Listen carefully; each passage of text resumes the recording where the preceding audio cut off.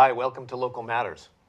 Today I have with me a leader of an organization in our community whose values are humility, service, and dedication. I'm proud to have with me today Chief Matt Scales, Thank you. McMinnville Police Department. Great to have you. Well, I appreciate the opportunity to come talk to you. I'm glad that we have enough peace in the city that you can take a few minutes off to come here. Yeah, me too. I'm happy that we have a little bit of peace right now. That's what I like to say. Well, Matt, let's start maybe back a few years. How did you decide that you were going to get into law enforcement?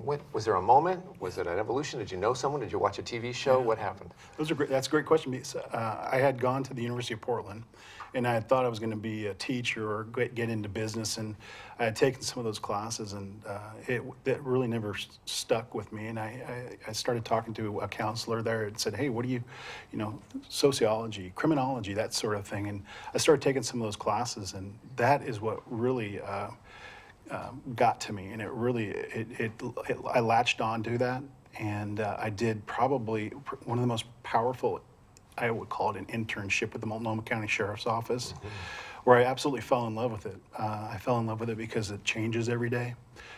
You're not inside an office. You're out on the car, you're helping the community.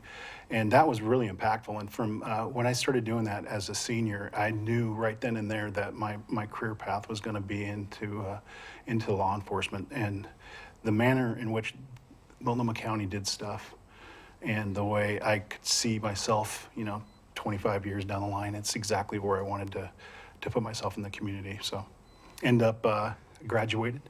I had put in for a few applications at some organizations, and I put in for one here in McMinnville.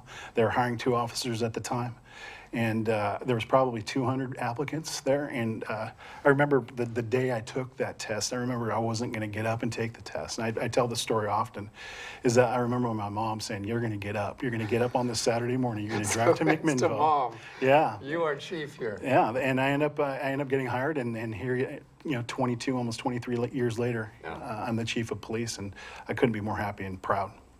Wonderful. So you moved here as an officer. Maybe you lived a while in Portland and then commuted and then... Yeah, I grew up in Gresham.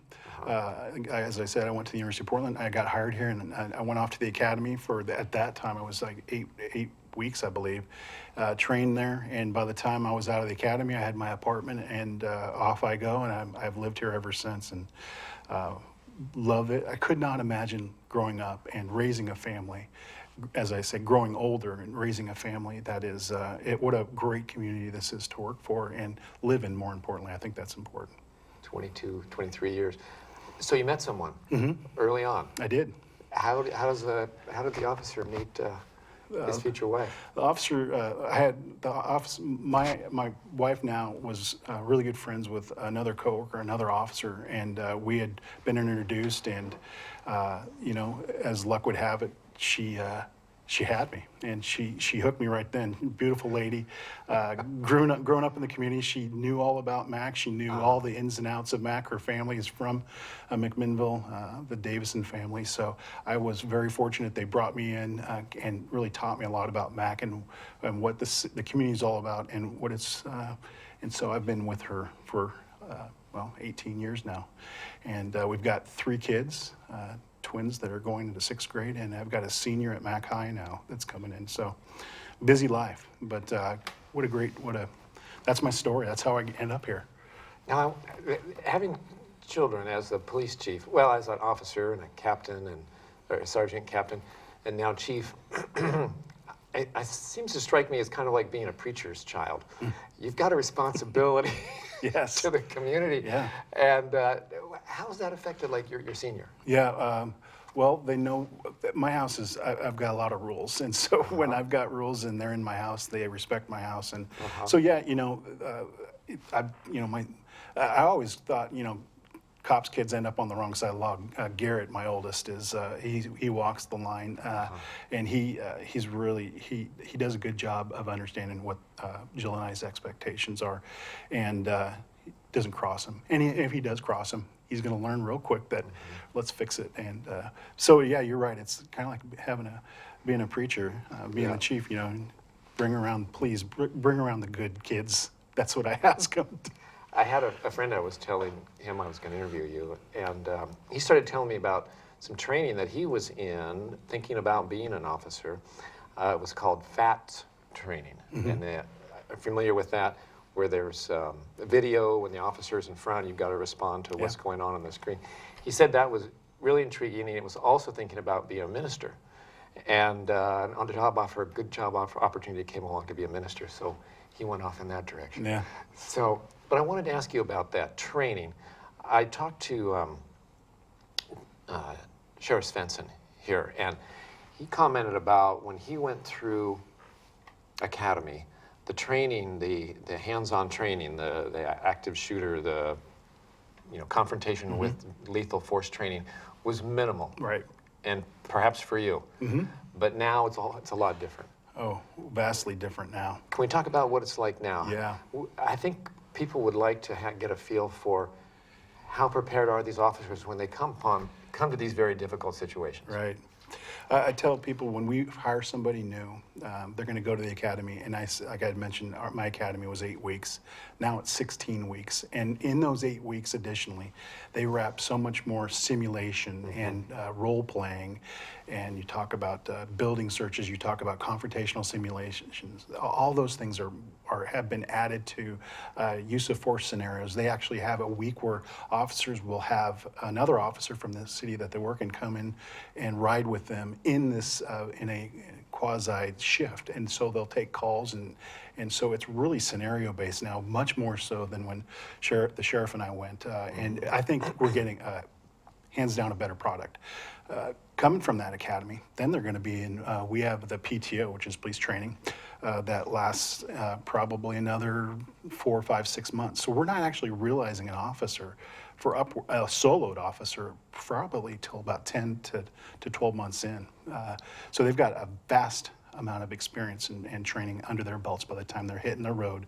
They're encountering those situations that are challenging. So training is much more different, and I think we probably, when I say we, the state's probably learned from mistakes and said we need to train our officers better to come up to these really volatile or difficult decisions that are challenging to a veteran officer, much less a new guy.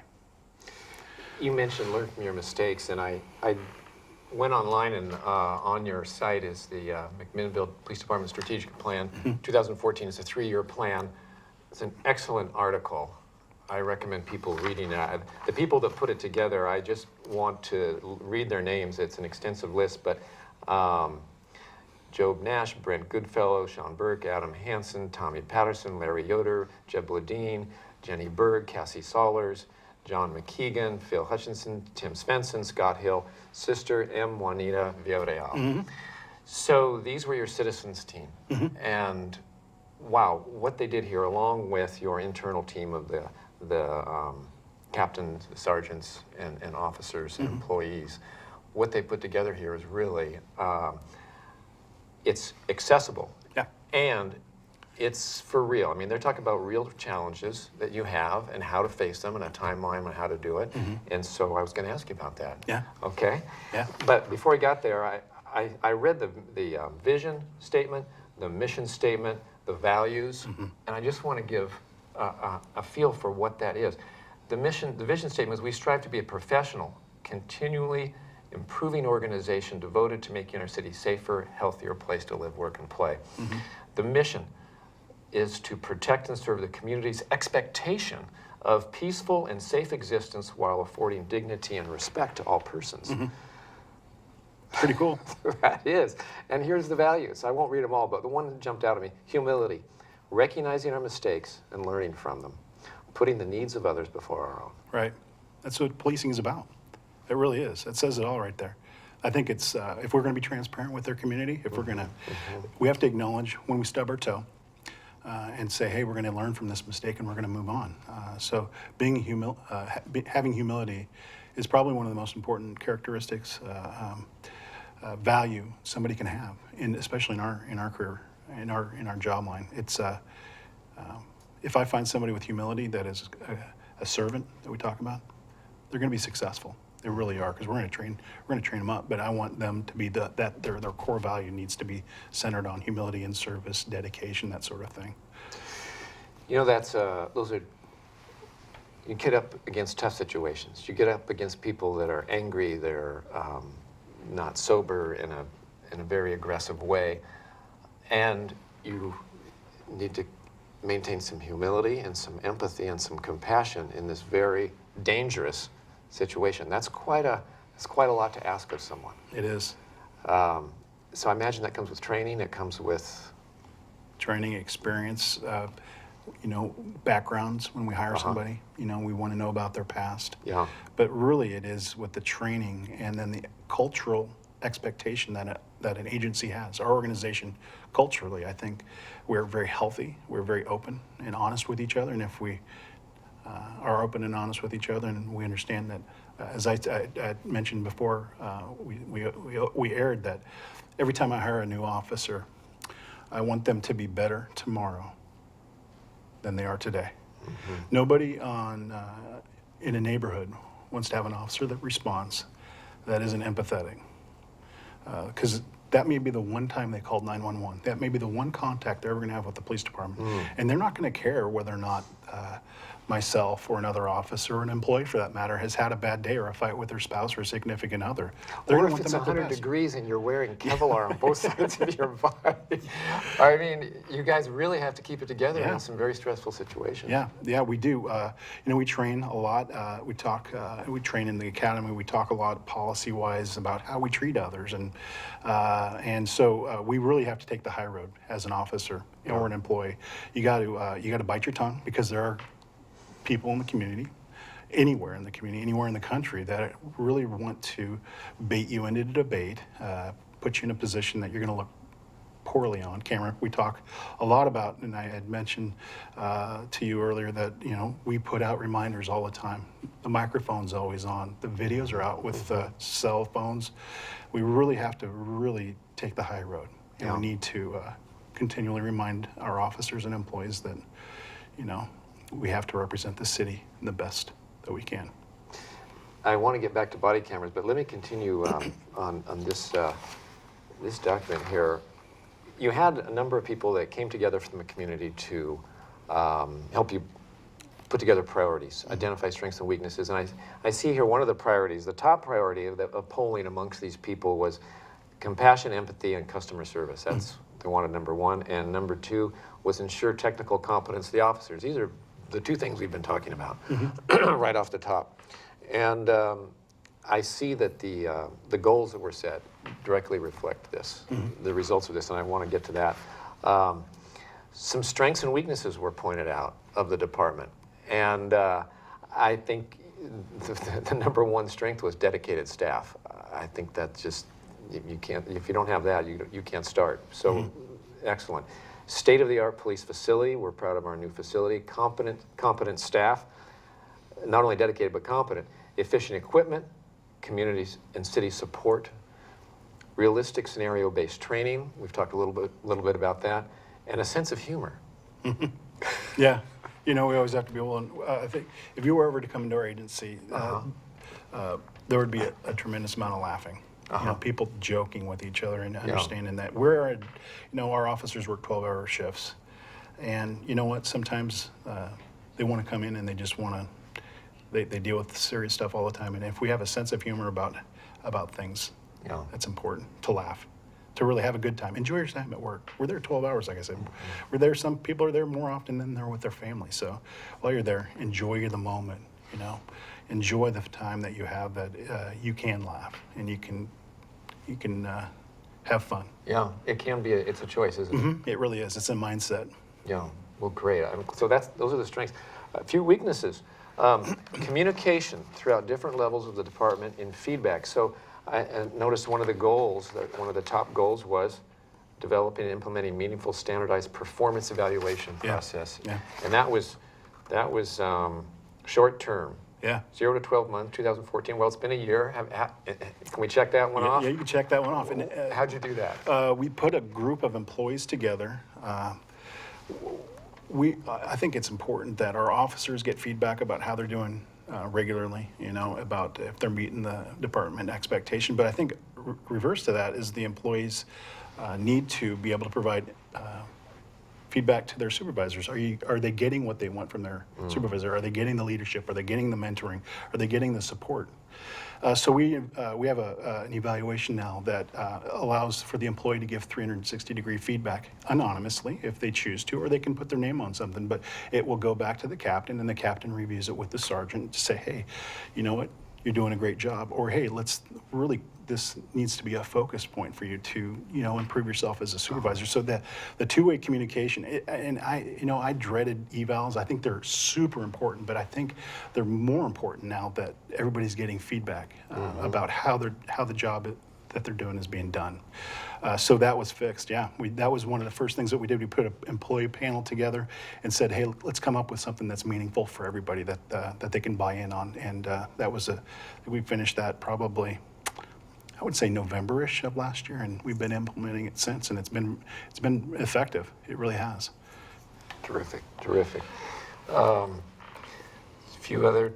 Let's see, behavioral standards and discipline inconsistent through the organization. What are they talking about there? We have to have a standardized, hey, this is an expectation. Officer A doesn't get disciplined for something that Officer B isn't. So under a different sergeant, perhaps. Yeah, so sergeants need to be on the same sheet of music. Our employees need to understand that's the standard of conduct that we want, and everybody gets treated as equally and equitably as we can. Officers and employees don't like seeing, hey, why is this employee being treated differently than I was? I think that is crippling to an organization. And I think our captains have done a really good job, and I think I've done a really good job of ensuring that there's communication, there's standardization about how things are getting done at a discipline level or at a positive level. If you get a commendation, I think it needs to be recognized. We need to recognize our employees that are doing stuff the right way, and everybody needs to be recognized the same way. So internally, that's been a real big goal of mine. And I think we're making really good progress with standardization. Nobody's going off and doing something rogue, as I like to say, as a supervisor. We really want them to stay focused, and that it shows from the top down. It really does. If I walk the walk when I'm in the office, when I'm there, it's business, and that's the expectation that I push down. If I'm there, I want to be there and present and engaged, and that's the way I want our supervisors and our officers to feel. Well, I think that people are getting an idea of the transparency of the department right now. That what needed improvement is an open book, and how you're doing it is an open book, and you're doing it. Yeah. So I just recommend people take a look at this. It's online. It's at our website. I just printed it off. Great. Let's see. There was one other top priority goal here: foster a family atmosphere within the department while respecting the family needs of members.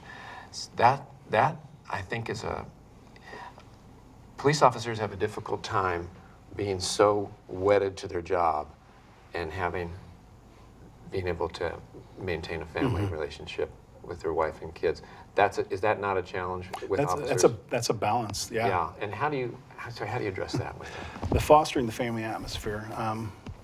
It's really again about culture, about the chief, myself, being able to go down to the officers' report writing bay and really engage them, and then in meaningful conversation. That's what it's about. It's about getting back to who we were. Like say when I started 22 years ago, it was a different time in the city. The city was smaller, and we had a smaller department, but there was always that connective tissue that the chief would, I was like a son to him. And that's what I would like our officers and employees to feel like, is that, hey, the chief cares, or the supervisor cares. And it's really about family. It's about inclusion, too. It's about when we have a get-together, when we have our family night at the PD, at a banquet or something like that. I really want the spouses to come. I really do. I want them to feel like it's a family, that they can call me up right out of the blue and say, hey, how you doing? Or, hey, can you talk to my husband or wife about this? And so when it comes to respecting the family needs of its members, sometimes you have to help officers with that? I mean, you're saying like you're giving some counseling of there needs to be perspective. Perspective, I guess that's what I'm looking for. Yeah, I think I've said in other interviews that my job and does not define me as a person. I would say I have lots of law enforcement friends, but I've got more friends that are outside of law enforcement that really provide perspective and about the community. You know, where as an officer, I really want all our employees to feel like they can go and connect with somebody that's not in the law enforcement field, because it gives you such a broader realization about what's going on in Mac. It's not, hey, we got a bunch of bad people here in Mac, because that's what we deal with a lot of. We've got a heck of a lot of good people. We've got 90% of our population that are the great people, and there's 10% that we have to work with, and we have to hopefully help and guide them into the right direction. That reminds me of a statistic that I went looking on one of the maps on the website, and it talked about police officers per 100,000 people in each state. So I started clicking on each state. I noticed that Washington and Oregon are the lowest ratio of police officers to 100,000 people, meaning we have less officers per. And then I did a little calculation on my own for McMinnville and found that we're about half of the state average. We have 87 officers per We've got per 10,000 people. It's just like half of the average. Yeah, I provided some perspective to our new city manager. In populations between 25,000 and 50,000 people in Oregon, Yeah. McMinnville is the second lowest per 1,000 average, so per officer per 1,000.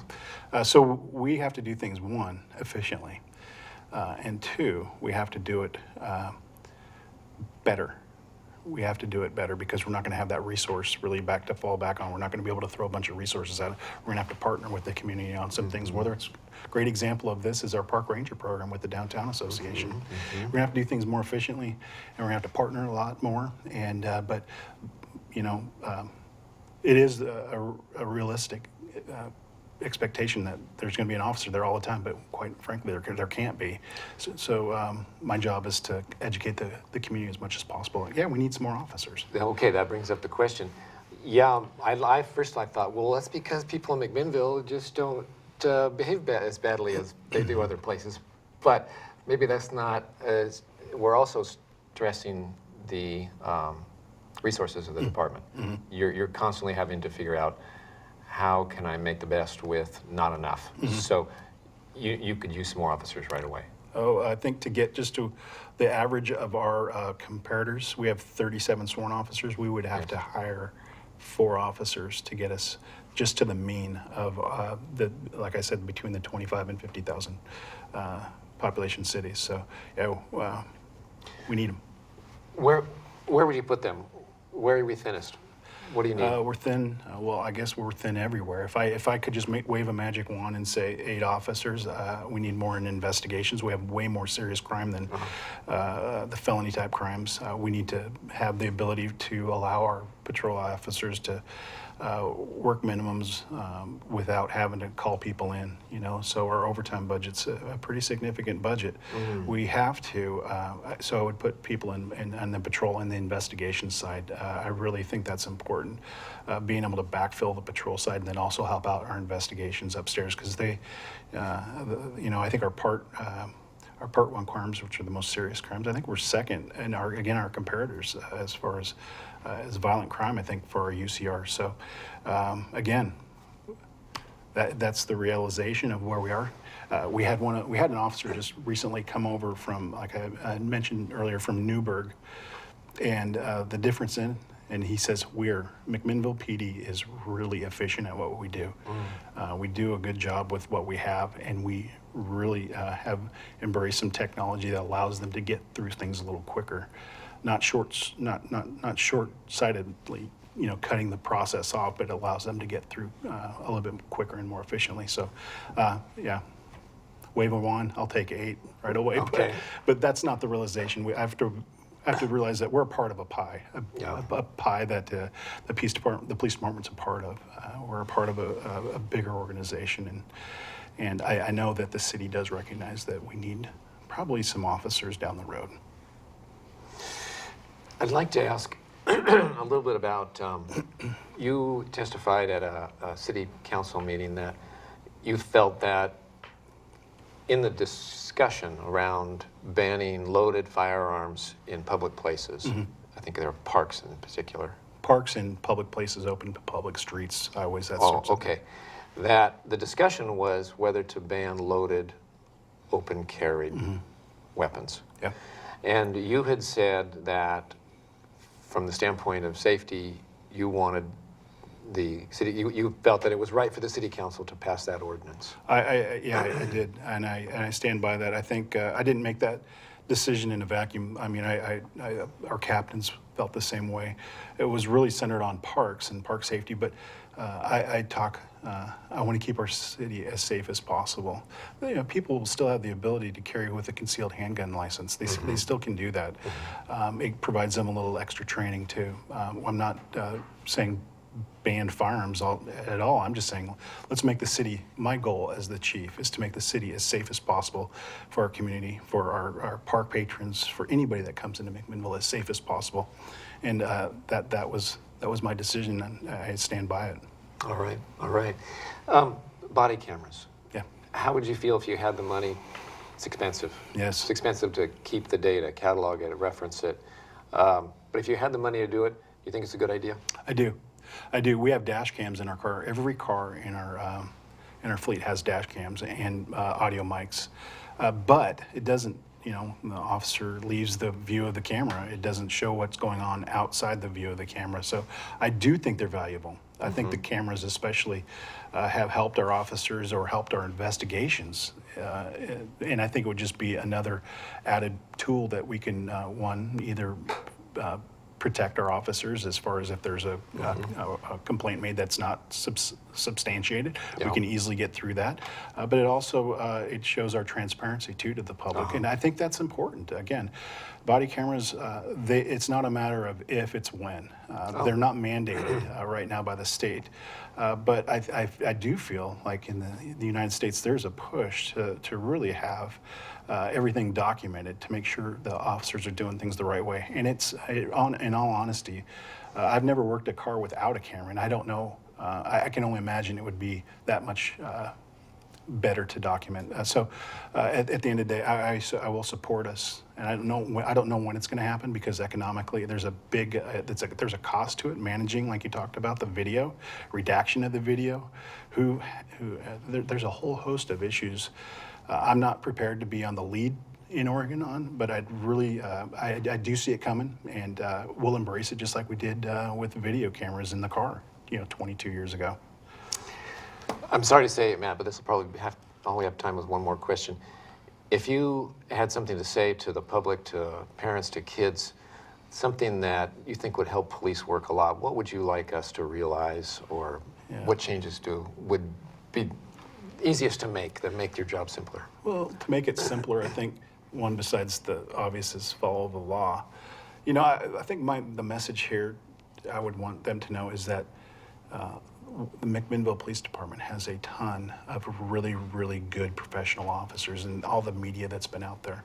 It's sometimes negative, focus on the negative. I want them to understand that they've got a professional police force that works for them. So if that's the one thing I can take away, is that remember, we're humans and we're good people here at MacPD. And with humility, striving to have empathy and doing a better job today than you did yesterday. Yeah. I just get that feel, and I think if people carried that around with them, had empathy for the police as well. Yeah, it goes both ways. Yes, that we could be even better as a city. Well, I just want to thank you for being here today, and I'm grateful to have you as our chief of police. Well, I appreciate the opportunity to come talk to you and the citizens. So thank you very much. I really appreciate it. Well, thanks for being with us. I hope you feel safer, and reach out to your local policeman. Get to know them. Make a friend. Till next time, Ken Moore with Local Matters.